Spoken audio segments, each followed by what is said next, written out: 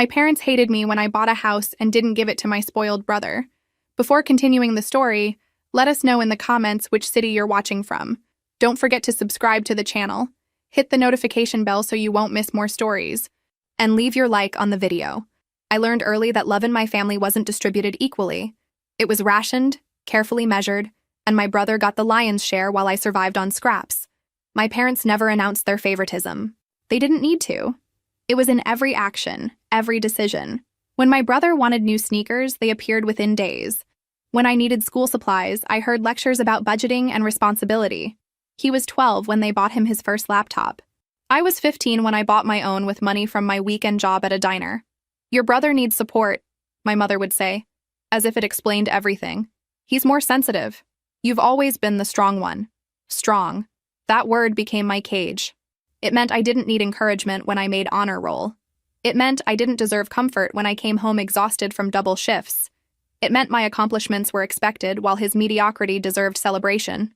The summer I turned 16, I worked 40 hours a week at a warehouse while my brother spent 2 months at a summer camp in Colorado.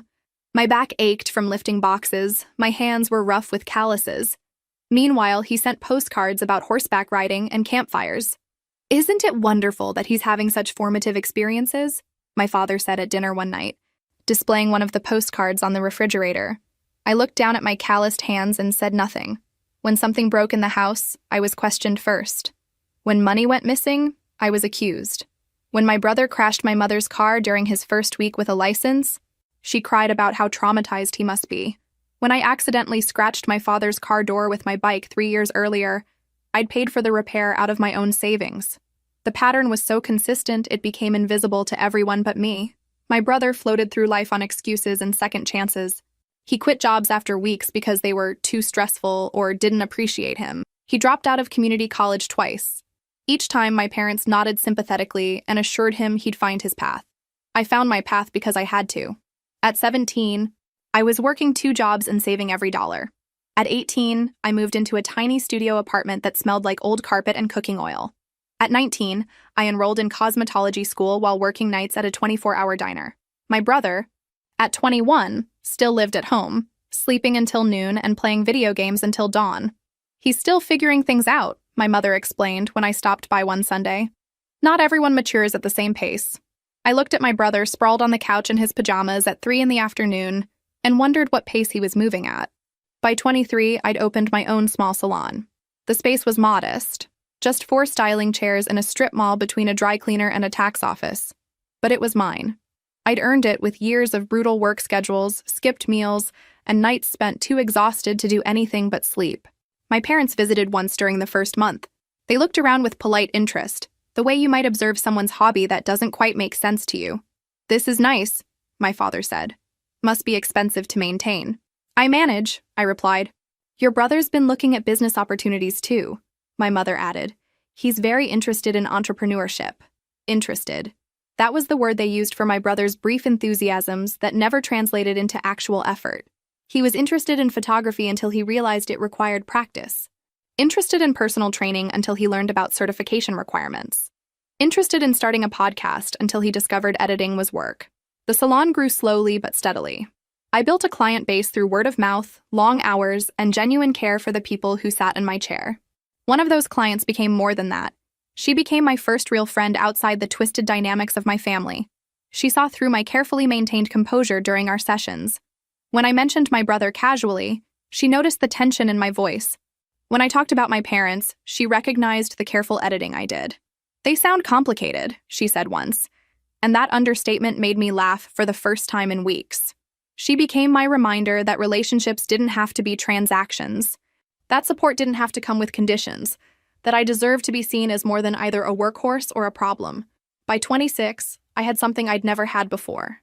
Savings. Real savings. The kind that could become something tangible. Something permanent. I started looking at houses, scrolling through listings late at night, imagining what it would feel like to have a place that was truly mine. I mentioned it to my parents during one of our increasingly rare dinners together.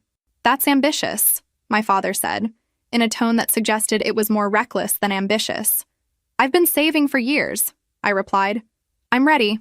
My mother's expression shifted to something I couldn't quite read. "Well, we'll see. These things take time." I didn't understand her response then. I didn't understand why my brother suddenly looked uncomfortable, or why the conversation moved quickly to other topics.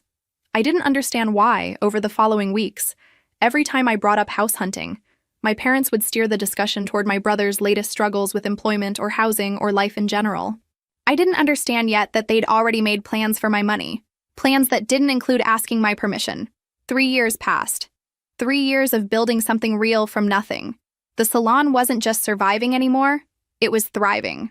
I'd hired 2 other stylists, and my client base had grown through steady word of mouth and genuine care. Every week, I transferred money into my savings account. Not much at first, just whatever was left after rent and utilities. But it added up. Slowly, steadily, it grew into something that felt almost impossible, a future.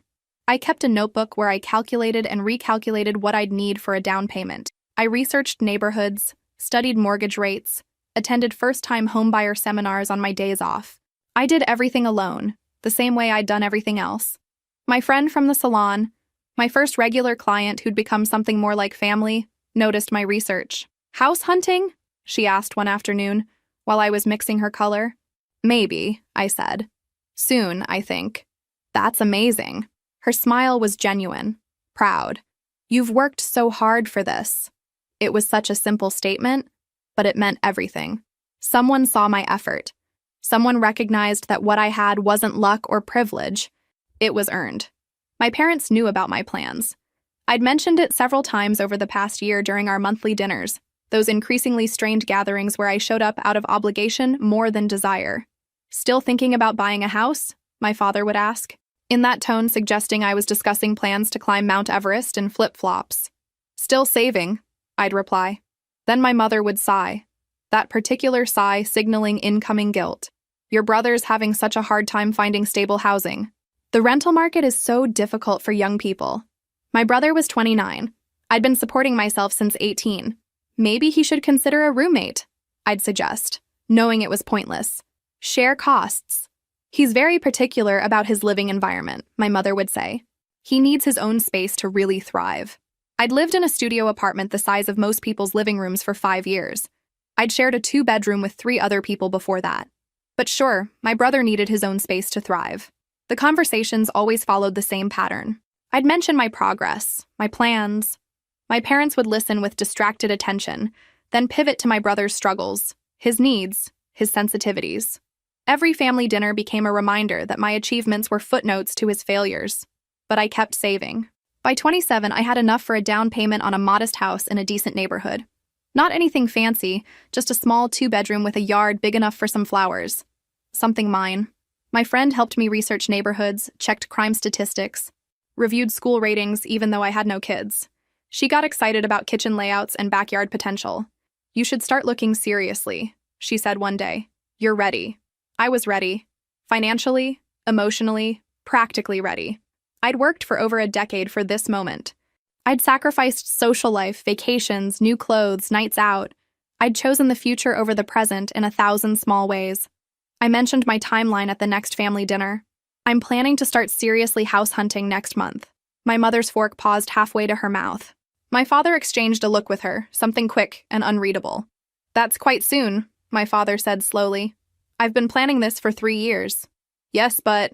my mother started, then stopped. "Have you thought about all the costs involved? Maintenance, repairs, property taxes?" "I've researched everything," I said. "I know what I'm getting into." My brother, who'd been quiet through most of dinner, suddenly spoke. "Must be nice to have that kind of money saved up." The resentment in his voice was palpable. I looked at him, at this man who'd never held a job longer than 4 months, who still asked our parents for money at nearly 30. "I worked for it," I said simply. "Some people have to work harder than others," my mother said quickly, placing her hand over my brother's. "Everyone's journey is different." I recognized the dismissal for what it was. My hard work was just easier circumstances in their narrative. My brother's inability to save money or take responsibility was a journey that deserved compassion. The evening ended earlier than usual. I noticed the way my parents kept exchanging glances, how they'd steer conversation away whenever I brought up specific houses. I noticed my brother's sullen silence, his bitter looks when I talked about my plans. I didn't understand what those looks meant yet. I didn't realize they weren't just reacting to my news. They were reacting to their own plans falling apart. Plans they'd made without asking me. Plans that involved my money, my sacrifice, my decade of work. Plans where I was a supporting character in the story of making my brother's life easier. I should have seen it coming. All the signs were there, scattered through years of conversations and redirected discussions. But I'd been too focused on my own goal, too determined to finally have something that was mine. I'd learned soon enough, in the most painful way possible. The discovery happened on a Tuesday afternoon, completely by accident. I'd stopped by my parents' house to drop off some paperwork they needed for their taxes. I did their taxes every year, one of those small responsibilities I'd somehow inherited without anyone asking. My brother certainly wasn't going to do it. I let myself in with my key, calling out as I entered. No response. Their cars were both in the driveway, so I figured they might be in the backyard or upstairs. I headed toward the kitchen to leave the papers on the counter. That's when I heard voices coming from my father's study. The door was slightly ajar, and I could hear my mother's voice clearly. She mentioned next month, my mother was saying. That's perfect timing. The place on Maple Street is still available. Has he been to see it yet? My father asked. 3 times. He loves it. 2 bedrooms, nice yard, quiet neighborhood. Exactly what he needs to finally settle down. I froze in the hallway, papers still in my hand. And she has enough? My father asked. More than enough for the down payment. She's been very responsible with her saving, I'll give her that. The pride in her voice at my responsibility lasted exactly 1 sentence before she continued. It'll be good for her too. Finally contributing to the family in a meaningful way. My chest felt tight. I couldn't move, couldn't breathe properly. What if she objects? My father asked. My mother laughed, actually laughed. She won't. She never does. Besides, it's time she helped her brother. He struggled for so long, and she's done so well with that little salon of hers. It's only fair. We should probably talk to her about it soon, my father said, though his tone suggested he wasn't particularly worried about my reaction. I'll bring it up at dinner this weekend. Frame it as helping family. She's always been the responsible one, the strong one. She'll understand it's the right thing to do. I stood there in the hallway, my whole body numb. They weren't suggesting I help my brother with a down payment. They were planning for me to buy him a house. My house. The house I'd spent a decade saving for, dreaming about, planning for. And they'd discussed it with him, multiple times. He'd looked at properties. He'd chosen one. They'd all decided together what to do with my money, my life, my future, the responsible one, the strong one. Those words I'd heard my entire life suddenly crystallized into their true meaning. The one who sacrifices. The one who gives up what she wants. The one who exists to make other people's lives easier. I backed away from the study, my footsteps careful and quiet on the hardwood floor. I set the tax papers on the entry table and left the house as silently as I'd entered, pulling the door closed with a soft click. I sat in my car for 20 minutes before I could trust myself to drive. My hands shook on the steering wheel. I felt sick, dizzy with the weight of what I'd learned. They'd never planned to let me buy my own house. They'd known about my savings for years, watched me scrimp and sacrifice, listened to me talk about my plans. And the whole time, they'd been making their own plans for that money. It wasn't even a request they were planning. It was an assumption, a foregone conclusion. Of course I would give my brother what he wanted. Of course I would sacrifice my dreams for his comfort. That's what I did. That's what I'd always done. Except I hadn't. Not really. I'd moved out at 18. I'd built my own business. I'd saved my own money. I'd made my own plans. But in their minds, I was still that teenager they could assign responsibilities to. Still that reliable daughter who would do what was expected without complaint. The strong one. The responsible one. The one who didn't need anything, because she could handle everything alone. I drove to the salon even though it was my day off. I let myself in through the back door and sat in my styling chair, staring at my reflection in the mirror. This woman who looked back at me had built something real. She'd earned every dollar in her savings account. She'd worked jobs that left her exhausted and in pain. She'd sacrificed years of her youth to create a future. And her family thought that future belonged to someone else. My friend called that evening. I told her everything, the words spilling out in an angry rush that left me breathless. That's insane, she said. You know that's completely insane, right? They think it's fair, I said. They think I owe him this. You don't owe anyone your life, she said firmly. What are you going to do? I looked around my apartment, this space I'd been planning to leave. I thought about the notebook full of calculations, the research, the dreams. I thought about my brother, 29 years old, and still expecting other people to solve his problems. I'm going to buy a house, I said. Good, my friend said. When? I pulled up the real estate website on my laptop, scrolling through listings I'd bookmarked weeks ago. Tomorrow, I said. I'm buying it tomorrow. The 30 days passed in a blur of inspections, appraisals, and final paperwork. I maintained my silence with my family, showing up to occasional dinners, deflecting questions about house hunting with vague responses about still looking. My mother seemed satisfied with this, probably reporting back that I was being appropriately manageable. I closed on the house on a Friday afternoon. The agent handed me the keys, and I sat in my car outside the empty cottage, holding those keys like they were made of something precious. They represented freedom, choice, autonomy. My friend helped me move that weekend.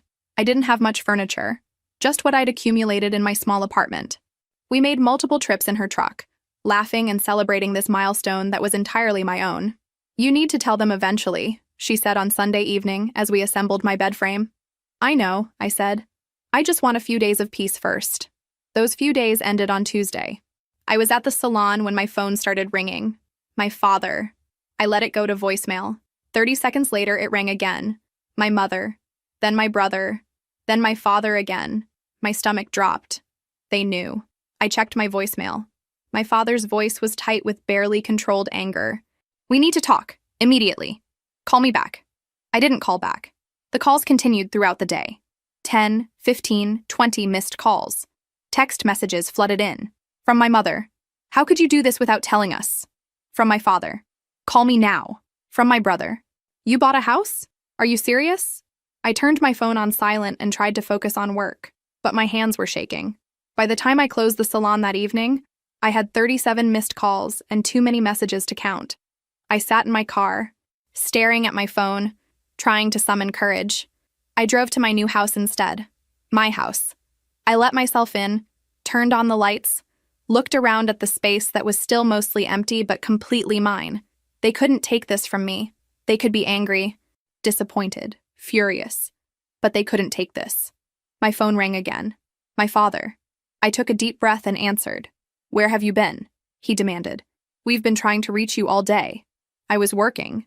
We found out about the house. The agent mentioned it to someone your mother knows. How could you do this without discussing it with us? I didn't need to discuss it. It's my money. My decision. Your money? My father's voice rose. After everything we've done for you, after we raised you, supported you, I almost laughed. Supported me. They'd supported my brother. I'd supported myself since I was 16. You did support me until I was 18. Then I supported myself. This house was bought with money I earned. You knew your brother needed help, my father said. You knew he was looking for a place. We had plans. You had plans. Plans you made without asking me. Plans that involved my money and my future, and you never once thought to include me. Because we knew you'd be difficult about it. My mother's voice came through. She was on speakerphone. We knew you'd be selfish. Selfish, there it was, the word I'd been waiting for. I worked for 10 years for this house. I sacrificed everything for it. That's not selfish. That's called earning something. Your brother can't afford his own place, my mother said, crying now. He's struggling, and you could have helped him. You could have done the right thing. The right thing would have been asking me. The right thing would have been letting me make my own choices. The right thing would have been treating me like an adult instead of an ATM. How dare you, my father said. After everything, how dare you speak to your mother that way? I'm done with this conversation. I bought a house. It's mine. That's the end of it. If you don't transfer that house to your brother, my father said, his voice cold and hard, you are no longer part of this family. Do you understand? You will be choosing a house over your own flesh and blood. The ultimatum hung in the air. I looked around at my empty living room, at the walls that needed painting. I thought about my brother, who'd never worked for anything. I thought about my parents, who'd spent 3 decades treating me like my only value was in what I could provide. Then I guess I'm choosing the house, I said quietly. My mother's sob was loud through the speaker. You're destroying this family. No, I said. I'm finally choosing myself. There's a difference. I hung up before they could respond. My phone immediately started ringing again, but I turned it off completely. I sat on the floor of my empty house in the silence that followed and waited to feel guilty, waited for the doubt to creep in. It didn't come. Instead, I felt something lighter, something I hadn't felt in years. Relief. The silence lasted 3 days. 3 blessed days where I could breathe. I painted bedroom walls, refinished kitchen cabinets, planted herbs in the garden. Each small improvement felt like proof that this was real, that this was mine. On the fourth day, my phone buzzed with a notification, a text message to the family group chat, the one I'd forgotten I was still part of.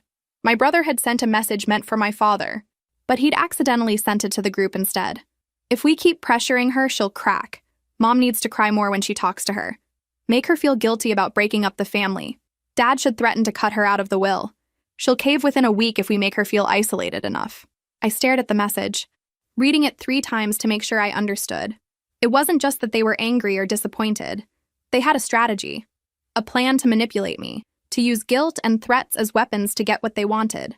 Within seconds, my brother realized his mistake. Wrong chat, sorry. Then desperately, that was a joke. Obviously. My mother chimed in, we're just worried about you. Please call us. My father, we need to discuss this as a family. I took screenshots of everything before my brother could delete the messages. Then I left the group chat without responding. My hands were shaking, but not from fear or guilt. From anger. Pure, white-hot anger at the calculated nature of their manipulation. At the casual way my brother had outlined their strategy, as if breaking me down psychologically was just another problem to solve. My friend called that evening, her regular check-in. I told her everything. That's actually insane, she said. That's like genuinely unhinged behavior. They think it's normal, I said. They think they're entitled to my money, my work, my life, and they're shocked that I'm not playing along. What are you going to do? I looked at the screenshots on my phone. Evidence of exactly what they thought of me, how they saw me. Not as a person, but as an obstacle to overcome.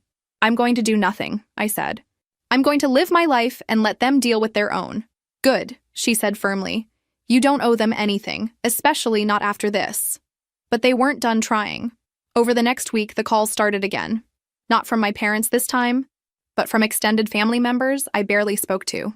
My aunt, whom I'd seen maybe twice in the last 5 years. My grandmother, who'd never shown much interest in my life. Even my father's brother, who'd always been distant. They all called with variations of the same message. Family is important. Your brother is struggling. Couldn't you help just this once? Think about your parents' feelings. It became clear that my parents had launched a campaign, recruiting anyone they could to pressure me. They'd painted themselves as victims of my selfishness. My brother as someone deserving of pity and help. None of them asked my side of the story. None of them questioned why my brother, at nearly 30, couldn't support himself. None of them seemed to find it strange that my parents expected me to buy him a house. I kept my responses brief and consistent. This is between me and my immediate family. I appreciate your concern, but I won't be discussing this further. 2 weeks after the accidental group chat message, a letter arrived at my salon. Not at my new address, which they didn't have. At the salon, delivered by certified mail. It was from a law firm, threatening legal action if I didn't return the family's investment in my education and upbringing. They were claiming that my parents had financially supported me with the expectation of future reciprocity. It was nonsense, legally speaking, but it was telling. They were desperate enough to try intimidation tactics, to make official-sounding threats in the hope that I'd be scared into compliance. I consulted a lawyer anyway. She read the letter and actually laughed. "This is garbage," she said. "There's no legal basis for any of this, but I'd recommend sending a cease and desist letter. Let them know that any further harassment will result in actual legal action from you." I authorized the letter that same day. Something formal and intimidating, citing harassment laws and demanding all contact stop immediately. "Are you sure about this?" she asked before sending it. "This is pretty much the nuclear option with family." "They went nuclear first," I said. "I'm just responding." The letter was sent. For 48 hours, there was complete silence. Then my mother called from a number I didn't recognize. I answered without thinking, assuming it was a client. "You sent your own parents a legal threat?" she said, her voice shaking with what I assumed was rage or tears or both. "You're really going to do this to us?" "You sent one first," I pointed out. "That was just to make you see reason. We never would have actually sued you. And my letter is just to make you stop harassing me," I said calmly, "which you'll notice has included calling from a different number to get around me blocking you." She hung up without another word. That evening, I sat in my living room, in the house they'd planned to take from me, surrounded by furniture I'd bought with my own money, and I felt something unexpected. Peace. Real peace. The kind that comes not from having everything perfect, but from knowing exactly where you stand. They'd shown me who they were. I'd chosen who I wanted to be, and I'd never been more certain I'd made the right choice. The cease and desist letter worked, at least temporarily. The phone calls stopped. For 2 weeks, I lived in blessed silence, focusing on work and settling into my new home. I changed the locks, installed a security system with cameras. My lawyer had suggested it, not because she thought they'd do anything dangerous, but because documentation mattered. I also changed my passwords for everything: email, bank accounts, social media. After seeing how calculated their manipulation was, I wasn't taking chances. 2 weeks after the cease and desist letter, I posted on social media for the first time since buying the house. It was simple. A photo of my front porch at sunset, the garden visible in the frame. The caption read, "Sometimes the best investment is in yourself." Nothing dramatic, nothing accusatory, just a statement and a picture of something I'd earned. I posted it and went to bed. By morning, the post had dozens of comments. Most were congratulations from clients and acquaintances. Then I saw a comment from one of my regular clients. Finally, someone who actually worked for what they have. Not everyone gets things handed to them. It was innocent. She had no idea about my family situation. But to anyone who knew the context, it read like a shot at my brother. My phone started buzzing within the hour. Messages from people I barely knew, asking if everything was okay, mentioning they'd heard things were complicated with my family. My mother had been talking. She'd been sharing her version of events, painting herself as the victim. And now people were putting pieces together. My father called that afternoon furious. "You're publicly humiliating your brother," he said. "That post, those comments, everyone's talking about it." "I posted a picture of my house," I said calmly. "I can't control what other people comment. You know exactly what you're doing. You're trying to make him look bad." "I'm not trying to make anyone look anything. I'm living my life. If that makes him look bad by comparison, maybe that's something he should think about." "You've always been jealous of him," my father said. "You can't stand that he's the favorite." "I'm done with this conversation. Don't call me again." I hung up and blocked his number. Then my mother's. And my brother's. I should have done it weeks ago. That evening, I got a message from someone I'd gone to high school with. "Your brother is asking people to donate to a crowdfunding campaign. He's saying he needs help buying a home. I thought you should know." She sent me a link. There he was, with a carefully crafted sob story about financial hardship and family difficulties. He talked about struggling to find stable housing, about working hard but never quite getting ahead.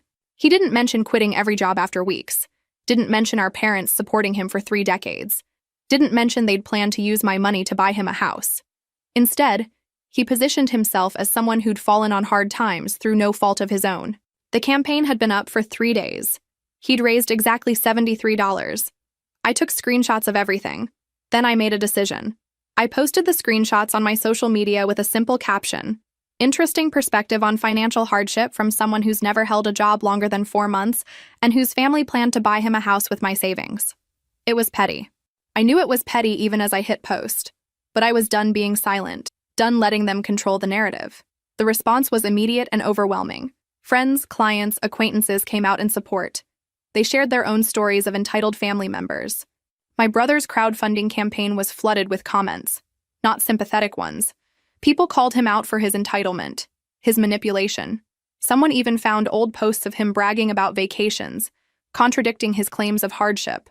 The campaign was taken down within hours. My friend called me that night. "Well, you certainly didn't hold back. Was it too much?" I asked, feeling a mix of satisfaction and guilt. "Honestly, no. They tried to manipulate you, harass you, legally threaten you. You just told the truth. The truth feels brutal sometimes," I said. "Truth usually does," she replied, "especially when people have been lying for so long." I looked at my phone, at the notifications still pouring in, at the messages of support. For years, I'd been silent. I'd been the strong one, the responsible one, the one who didn't cause problems. I'd let them write the story however they wanted, but I wasn't in the margins anymore. I had a house, a business, a life that was entirely my own, and if they wanted to make this public, if they wanted to play games with crowdfunding campaigns and social media sympathy, then fine, I'd play too. But I'd play with the truth. The fallout from exposing my brother's crowdfunding campaign was swift and far-reaching. Within 24 hours, the narrative had completely shifted. People who'd been sympathetic to my parents' version suddenly understood what had really been happening. Former family friends reached out with apologies, saying they'd only heard one side. Some of my mother's own circle quietly distanced themselves. My brother tried damage control. He posted a long explanation about how he'd been misunderstood and how family drama had gotten blown out of proportion. But the screenshots I'd posted were clear. The comments on his post were brutal. People called him out directly, asked about the jobs he'd quit, questioned why a 30-year-old expected others to buy him a house. He deleted the post within hours. Then he deleted his entire social media account.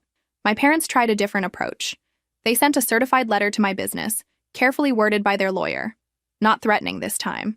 An attempt at manipulation disguised as reconciliation. They wanted to have a conversation about healing the family. They suggested family counseling. They offered to find a solution that works for everyone. I showed the letter to my lawyer. She read it and shook her head. They're trying to create a paper trail that makes them look reasonable. If you don't respond, they can claim you refused all attempts at reconciliation. So I have to respond? You should. But be brief. Acknowledge receipt and decline. Don't explain, don't justify. Just no. I sent a single-sentence response through my lawyer. I acknowledge receipt of your letter and decline your offer. Nothing more. No explanation. No door left open. The response from my father came directly to my phone from yet another unknown number. You're really going to throw away your entire family over money? I stared at the message before responding. You threw away your daughter the moment you decided my only value was in what I could provide to my brother. I blocked the number. My friend noticed how tired I was getting. Not physically tired, but emotionally exhausted from the constant vigilance. You should take a vacation, she suggested one evening. Get away for a week, somewhere they can't find you. I can't leave the salon for that long. Yes, you can. You have 2 other stylists. When's the last time you took a real break? I couldn't remember. Years, probably. Think about it. You've been in survival mode for months. You need to actually live a little. She was right. I'd been so focused on defending my choice that I'd forgotten there was supposed to be joy in having it. I booked a week at a small cabin 3 hours away. Somewhere without cell service, without internet, without any way for my family to reach me. I told no one where I was going except my friend and my lawyer. I packed books I'd been meaning to read and comfortable clothes. The first day at the cabin, I couldn't relax. I kept checking my phone obsessively, forgetting there was no signal. I was wound so tight I couldn't sit still. The second day was better. I took a long walk. I made breakfast and ate it slowly. I read half a book on the porch. By the third day, something started to loosen in my chest. That constant vigilance began to ease. I realized I'd been holding my breath for months, and I was finally starting to breathe normally again. I thought about my brother during those quiet days, not with anger anymore, but with something closer to pity. He was 30 and had never learned how to stand on his own. Our parents had done that to him, and now he was paying the price. I thought about my parents too, about how they'd built their entire identity around managing my brother's life. They'd invested everything in the wrong child, and now they were seeing the return on that investment. And I thought about myself, about the girl who'd worked in a warehouse at 16 while her brother went to summer camp, about the woman who'd opened a salon with determination and savings, about the person I'd become, despite everything. I liked who I'd become. I liked the woman who stood her ground, who chose herself, who refused to be manipulated. On the last day, I sat on the cabin porch and watched the sunset. I thought about going home, back to my house, my business, my life. And for the first time in a long time, I felt excited about it instead of defensive. They hadn't taken anything from me. They'd revealed themselves and I'd chosen accordingly. When I returned home, there were no messages waiting, no new attempts at contact. The silence felt different now, less like the calm before a storm and more like actual peace. My friend was waiting at my house when I pulled into the driveway. Well, she asked. How was it? Necessary, I said. Really necessary. We sat on the porch together, drinking coffee and talking about nothing important. Normal things. Work and books and plans for the weekend. I'd spent so long fighting that I'd forgotten what normal felt like. It felt good. 2 months passed. 2 months of actual peace, of living without waiting for the other shoe to drop. I worked at the salon, tended my garden, had dinner with my friend. Normal things that felt revolutionary. Then, on a Tuesday morning, another certified letter arrived at the salon. My heart sank. Not again. Not when things had finally settled. This time, it wasn't from my parents' lawyer. It was from a different law office. It was a notice of their intent to file a lawsuit. Not the empty threat from before, but actual formal notice. They were suing me for emotional distress and alienation of affection, and claims that made my head spin. The amount they were claiming, exactly the value of my house. I sat down heavily. They were actually doing this, trying to take my house through the legal system after everything else had failed. I called my lawyer immediately. They can't do this, right? I asked, hearing the panic in my voice. She was quiet as she read through the photographed letter. They can file it. Whether it has merit is another question. These claims are weak, very weak, but defending against even a frivolous lawsuit costs time and money. So they're just trying to bleed me dry? Probably. Or they're hoping you'll settle to make it go away, which I strongly advise against. I'm not settling. I'm not giving them a cent. Good. Then we'll file a motion to dismiss and counterclaim for legal fees. But I need to be honest. This could take months, maybe longer. And it's going to be expensive. I looked around my salon, at the business I'd built. I thought about my house. Do what you need to do, I'm not backing down. The lawsuit became public record within days. My clients asked about it. My friend was furious. Even people I barely knew reached out with support. My parents, meanwhile, told anyone who would listen that they'd been forced to take legal action because I'd refused all reasonable attempts at reconciliation. Some people believed them. A few clients stopped coming. Not many, but enough to notice. People from my parents' social circle. They'd chosen a side, and it wasn't mine. 3 weeks after the lawsuit was filed, my father called the salon directly. The business line. One of my stylists came to get me. Your father's on the phone. He says it's urgent. I considered not taking it, but something in me needed to hear what he had to say. Yes? I said, my voice cold. We need to talk, before this gets any further. You filed a lawsuit against me. I think we're pretty far already. That can all go away. We can drop it today. We just need you to be reasonable. Reasonable. What does reasonable mean to you? Transfer the house to your brother, or sell it and give him the proceeds. We're not trying to punish you. We just want what's fair. I almost laughed. You filed a lawsuit for emotional distress. You're trying to take my house through the courts after manipulation, harassment, and public humiliation didn't work. And you think that's not punishment? Your brother is in a bad place, my father said, his voice cracking. He's living in a studio apartment he can't afford. He's depressed. He's struggling, and you could help him, and you're choosing not to. He's 30 years old. He's struggling because you never taught him how to work, how to stand on his own. You created this situation, not me. So you're going to let your own brother suffer? I'm going to let my adult brother experience the natural consequences of his choices and your parenting. If you don't drop this, we're going forward with the lawsuit. We'll take this all the way. We'll make sure everyone knows what kind of person you are. They already know, because you've been telling them, and it hasn't worked. So go ahead, file your lawsuit.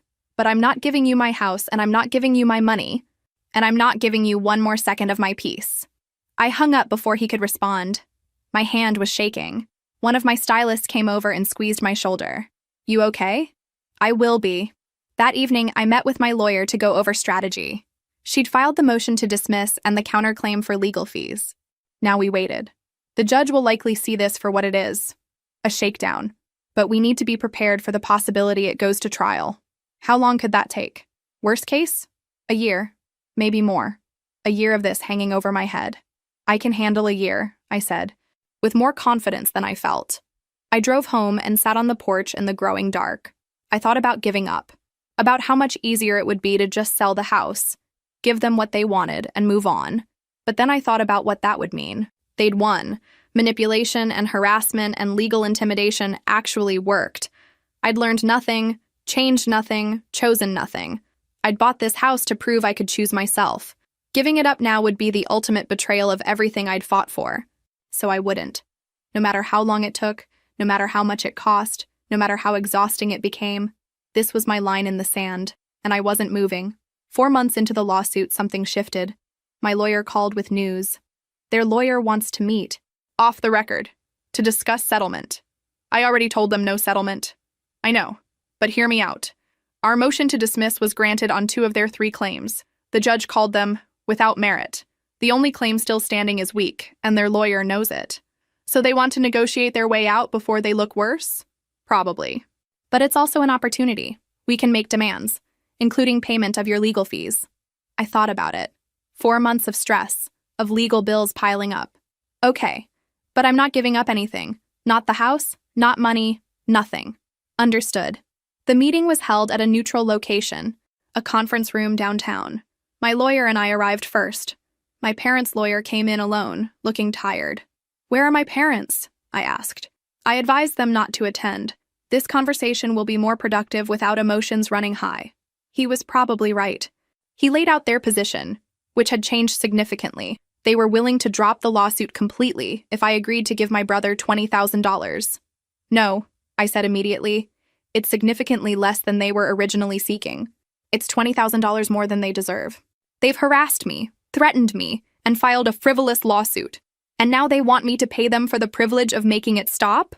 My clients feel they've been reasonable," he said, though his tone suggested he didn't believe it. "Your clients," my lawyer said, "have filed a lawsuit that's been mostly dismissed already. The remaining claim is weak. When this goes to trial, not only will they lose, but the judge may award my client her legal fees, which are considerable." He was quiet. "What would your client accept?" "Complete dismissal with prejudice, meaning they can never file these claims again, a written apology, and payment of my client's legal fees to date. They'll never agree to payment of fees. Then we'll see them in court," I said, standing up. "I'm done negotiating with people who think I owe them my life." We left. As we walked to the parking garage, my lawyer grinned. That was satisfying. "Think they'll agree?" "To the legal fees? Probably not, but they might agree to everything else just to make this go away. They're losing in the court of public opinion and in actual court." 3 days later, their lawyer called back. They'd agree to dismiss with prejudice and provide a written statement. Not an apology, but a statement acknowledging the dismissal and agreeing to no further legal action. They wouldn't pay my legal fees. "Take it," my lawyer advised. "You've won. They're giving up. The legal fees suck, but you'll recover, and this ends it definitively." I thought about holding out, but I was tired, so tired of fighting. "Okay, I'll take it." The paperwork was filed within a week. The lawsuit was officially dismissed with prejudice. The written statement was vague and legalistic, but it was there. They were done. My friend took me out to dinner to celebrate. "How does it feel?" "Strange, like I should feel more relieved than I do." "You've been in fight mode for almost a year. It takes time to come down from that." She was right. Even though it was over, I still found myself checking my phone obsessively, still jumped when the salon phone rang. But slowly, over the following weeks, the tension began to ease. No more calls. No more letters. No more threats. Just silence. Real silence. The kind that meant it was actually over. 1 month after the lawsuit was dismissed, I was at the grocery store when I saw my brother. He was in the produce section, looking thin and tired, wearing clothes that had seen better days. We made eye contact. For a moment, neither of us moved. Then he looked away first and walked quickly in the other direction. I stood there, holding a bag of apples, feeling something complicated. Not satisfaction. Not pity. Something closer to sadness for what could have been different if our parents had raised us both instead of just him. But he was 30 years old now. Whatever he did with his life from here was his choice. I couldn't fix him. Couldn't save him. Couldn't make up for decades of learned helplessness. All I could do was live my own life. I finished my shopping and went home to my house. I made dinner in my kitchen, ate it on my porch, watched the sunset over my garden. It was mine. All of it. Earned through work and sacrifice and the courage to choose myself. They'd tried everything. Manipulation, guilt, harassment, legal threats, lawsuits. And I'd survived all of it. More than survived. I'd won. Not because I'd destroyed them or gotten revenge. I'd won because I'd kept what was mine. Because I'd refused to let them rewrite my story or steal my future. I'd won because I was free. 6 months after the lawsuit was dismissed, I thought the story was over. I'd moved on with my life, focused on the salon, enjoyed my house. The past felt like something I'd survived and left behind. Then my brother showed up at my door. It was a Saturday morning. I was still in pajamas drinking coffee on the porch when I saw him walking up the driveway. He looked worse than at the grocery store. Thinner, more tired, wearing the same jacket. My first instinct was to go inside and lock the door. But something stopped me. Maybe curiosity. Maybe the lingering remnants of the sister I'd once been. "What do you want?" I asked, not standing up, not inviting him closer. "Can I talk to you just for a minute?" "You have 5 minutes, talk from there." I gestured to where he stood, several feet from the porch. He swallowed hard. "I need a place to stay. Just temporarily. A week, maybe 2. I got evicted and I have nowhere else to go." I should have felt satisfaction. This was the natural consequence of his choices. But mostly I just felt tired. No, I said simply. Please, he said, tears in his eyes. I know I don't deserve it. I know I've been terrible. But I'm desperate. Mom and Dad cut me off. They said if I couldn't figure it out on my own by now, they were done helping me. That surprised me. After everything they'd done to try to get me to support him, they'd finally given up. So now you come to me, the sister you tried to steal from, the one you and Mom and Dad harassed and sued. Now that they've abandoned you, I'm supposed to step in? I didn't know it would go this far, he said, his voice breaking. I swear, I didn't think they'd actually sue you. That was all them. I just wanted help. And they said you'd come around eventually. You knew exactly what they were planning. You looked at houses. You chose the one you wanted. You were part of it from the beginning. I was 29 and still living with my parents. I didn't know how to do anything else. They always fixed everything for me. I thought this was just another thing they'd fix. I looked at him. Really looked at him. This man who'd had every advantage and squandered all of it. You're 30 now. Still don't know how to do anything? I have a job. I've been working at a warehouse for 3 months. It doesn't pay much, but it's steady. I couldn't make rent this month after paying back some debts. 3 months. The longest he'd ever held a job, as far as I knew. Where were you planning to go after 2 weeks here? I don't know. I was just trying to solve the immediate problem. There it was. The pattern that had defined his entire life. Never thinking ahead, never planning, just lurching from crisis to crisis. I can't help you. Not because I'm cruel or heartless. Because helping you now would just be another reset button. Another way to avoid consequences. You need to figure this out yourself. I don't know how, he said, genuinely lost. Then learn. The way I did. The way millions of people do every day. You call shelters. You ask about assistance programs. You reach out to friends. You make a plan. You do it scared and uncertain and without a safety net, because that's what being an adult means. You really won't help me at all? Not even with information about where to go? I pulled out my phone and searched for resources. I forwarded him a list of shelters, assistance programs, food banks, and job training services. That's all the help I can give you. Information. What you do with it is up to you. He looked at his phone. You really hate me that much? I don't hate you. I pity you. Our parents broke you by never letting you struggle, never letting you fail, never teaching you that you were capable. They loved you in the worst way possible. And I can't fix what they did to you. Only you can do that. By staying in a shelter and eating at food banks? By learning that you can survive hard things? By discovering that you're more capable than they ever let you believe? By building something yourself instead of expecting it to be handed to you? He was quiet. You're really not going to let me stay here? No. Even knowing I might end up on the street? You won't end up on the street if you use those resources. But even if you did, that's your responsibility, not mine. I can't save you from yourself. He turned to leave, then looked back. I'm sorry. For all of it. The house thing, the lawsuit, everything. I'm sorry. It was the first time he'd ever apologized to me for anything. I believe you, but that doesn't change my answer. He nodded and walked away. I watched him reach the street, hesitate, then pull out his phone and start scrolling through the resources I'd sent. It wasn't much, but it was a start. My friend called an hour later. She'd seen my brother leaving. Are you okay? I think so. I just turned away my brother who was asking for help. You gave him resources. That is help, just not the kind that would enable him. He apologized. Good. He should have. Did it change anything? No. But it was something. I sat on my porch long after, thinking about the boy my brother had been and the man he'd become, thinking about whether he'd actually use those resources or find another person to manipulate. But mostly, I thought about the fact that it wasn't my problem anymore. He was 30 years old. What happened next was up to him, and I was finally, truly free. 1 year later, I was at the salon when a familiar face appeared. My mother. She looked older, tired beyond physical exhaustion. She stood in the doorway, not quite entering, waiting for permission. I was with a client, mid-cut. I caught her eye in the mirror and gestured to the waiting area. She sat quietly. It took 20 minutes to finish. When the client left, I locked the door and flipped the sign to closed. What do you want? To talk. If you'll let me. I gestured to a styling chair. She sat, and I leaned against the counter, arms crossed. I wanted to tell you that I'm proud of you. This place, your house, everything you've built. I didn't respond. The words felt like they should mean something. but they didn't. Your brother has been living in a group home for 6 months. He's still working at that warehouse. He's been promoted twice.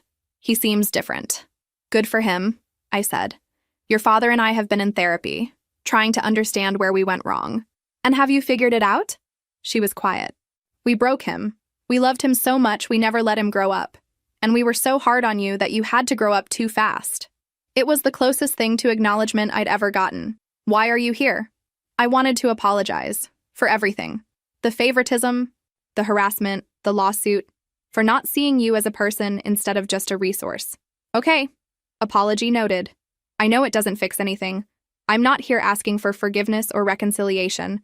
I just wanted you to know that I understand now what we did to you. I studied her face. She just looked sad and tired and genuinely remorseful. You didn't take anything from me. You tried, but I didn't let you. That's the difference. I know. That's why I'm proud of you. You were strong enough to stand up to us. He's learning too. You said so yourself. At 30. He's learning at 30 what you knew at 18. We sat in silence. Then she stood. I won't take more of your time. I just wanted you to know that I see you now. And I'm sorry it took losing you for me to understand. What about Dad? Her expression flickered. He's working on it. He's more stubborn, but he's trying. She walked to the door, then paused. If you ever want to talk, I'll be here. No expectations. Maybe someday, I said. She nodded and left. I stood in my empty salon, processing. It hadn't fixed anything, but it was something. That evening, I told my friend over dinner. How do you feel? Oddly, nothing. Like she was a stranger apologizing for something that happened to someone else. Maybe that's growth. You've moved on so completely that their drama doesn't touch you anymore. Maybe this was what healing looked like. Not forgiveness, just indifference. 3 months later, I saw my brother at a coffee shop. He was with people, laughing. He looked healthier. He saw me and waved, not coming over, just acknowledging my existence. I waved back. It was enough. 2 years after I bought my house, I expanded the salon, hired 2 more stylists, added chairs. The business was thriving. My friend had become family in every way that mattered. She was the sister I'd chosen. My house had become a home, the walls I'd painted, the garden I'd grown. Every corner was mine, earned through work and sacrifice. My parents sent a birthday card. Simple, no pressure. I sent a polite thank you text. We weren't reconciled, probably never would be. But we'd reached a detente. My brother kept his warehouse job. Got an apartment with a roommate, started community college part-time. I heard updates through acquaintances. I was glad for him, in an abstract way. But his journey was his own, not my responsibility. I was 30 now, the same age my brother had been when he'd shown up desperate at my door. I thought about the girl I'd been at 16, working while he went to summer camp, the young woman at 23, opening a salon with determination, the person at 27, standing in an empty house with keys in hand. I'd fought for every single thing I had. No one had given me anything, and somehow, that made it all more precious. I sat on my porch one evening, watching the sunset over my garden, drinking coffee in my house earned through a decade of work. My phone buzzed. My friend asking if I wanted to catch a movie tomorrow. I smiled and texted yes. This was my life, built by my hands, chosen by my heart, earned through my refusal to be anything less than what I knew I could be. They'd tried to take it from me. They'd failed. Because in the end, I didn't just win a house. I won myself, and that was worth everything.